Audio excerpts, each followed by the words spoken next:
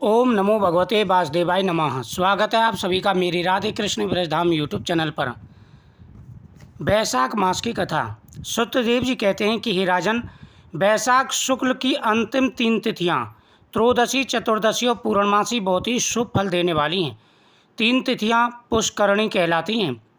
जो यदि वैशाख में महीना भर तक स्नान न कर सके तो इन 3 दिन तक स्नान करने से पूर्ण फल मिलता है। त्रयोदशी को संपूर्ण देवता इकट्ठे होकर जीवों को पवित्र करते हैं। पूर्णमासी के दिन संपूर्ण तीर्थ विष्णु भगवान के संग इकट्ठे होते हैं। कोई ऐसा ही पापी चाहे ब्रह्मघाती या मदपान करता हो, ये सबको पवित्र कर देते हैं। प्राचीन समय में एकादशी के दिन भगवान ने अमृत उत्पन्न किया था। द्वादशी के दिन उसकी रक्षा की। त्रयोदशी के दिन देवताओं को अमृत पिलाया था। चतुर्दशी के दिन दैत्यों का नाश किया और पूर्णमासी के दिन देवताओं ने राज्य प्राप्त किया था। इसी कारण देवताओं ने प्रसन्न चित्त से इन तीनों तिथियों को वरदान दिया। वैशाख मास की ये तीनों तिथियां अति शुभ, पुत्र पौत्रादि देने वाली तथा पाप का नाश करने वाली हैं। जो सारे वैशाख मास में स्नान न कर सके वह इन 3 तिथियों में स्नान करे तो पूर्ण फल प्राप्त होता है। इस प्रकार यह संपूर्ण वैशाख का महत्व बुद्धिमान श्रुत कीर्ति के आगे कहा हुआ जैसा सुना था वैसे मैंने वर्णन किया। श्री विष्णु भगवान जगन्नाथ श्री नारायण के बिना इस कथा को कौन कह सकता है। सब ऋषियों ने मुनियों के हित की कामना के लिए थोड़ा थोड़ा इस महत्व का वर्णन किया है, परंतु किसी ने भी इसका अंत नहीं पाया। सो हे राजन, तुम वैशाख मास में दानादि सत्कर्म करो, इससे तुमको निश्चित पूर्वक मुक्ति मिलेगी। जो व्यक्ति वैशाख के महीने में नियमित रूप से भगवान के मंत्रों का जाप करते हैं उनकी सभी मनोकामनाएं पूरी हो जाती हैं।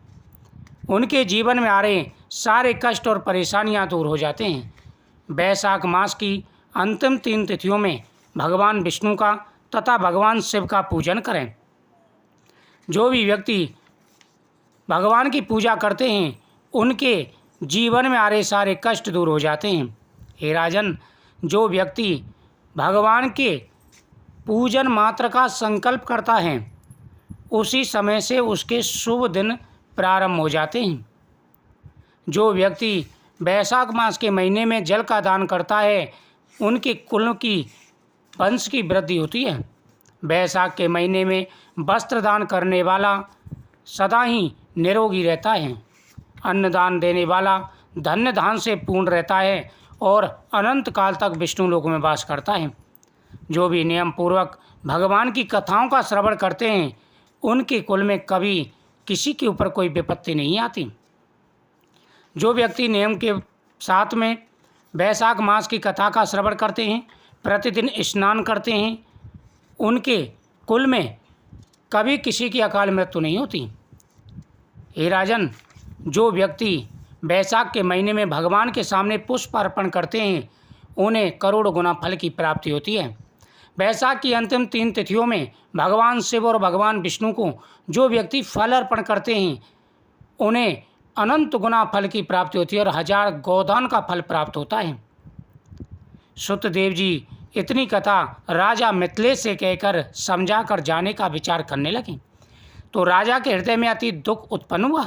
फिर बड़े उत्सव के साथ सुतदेव जी को पालकी में बैठा सारे नगर की परिक्रमा कराकर अतयपुर में लाया और वस्त्र, आभूषण, गौ, पृथ्वी, तिल, स्वर्ण तथा और सब प्रकार के वैभव सामने रखकर हाथ जोड़कर सम्मुख खड़ा हो गया।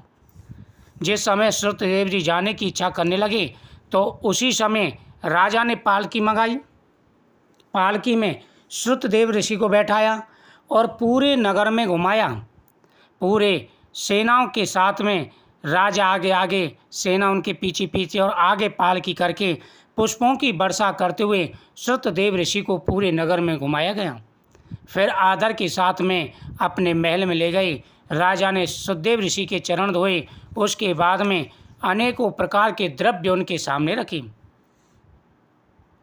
सभी द्रव्य रख करके राजा हाथ जोड़ करके उनके सामने खड़े हो गए। तब महातेजस्वी सुतदेव जी अत्यंत संतुष्ट होकर अपने धाम को गए। नारद जी कहने लगे कि हे राजन अम्बरीश, यह परम अद्भुत कथा मैंने जो तुमको सुनाई, जिसके सुनने मात्र से सब पाप नष्ट हो जाते हैं। इससे धर्म, अर्थ, काम और मुख्य पदार्थ मिलते हैं। तब नारद जी के ऐसे वचन सुनकर महायशवी अम्बरीश अत्यंत प्रसन्न हुआ और नारद जी को प्रणाम कर विधिवत उनका पूजन किया। नारद जी राजा की आज्ञा लेकर चले गए, क्योंकि वह श्राप बस एक जगह ठहर नहीं सकते थे। सूत जी कहने लगे, जो पापों के नाश करने वाली तथा पुण्य को बढ़ाने वाली इस परम अद्भुत कथा को पढ़ता या सुनता है, वह परम गति को प्राप्त होता है। इति श्री वैशाख महत्व की पूर्णमासी की कथा समाप्त हुई।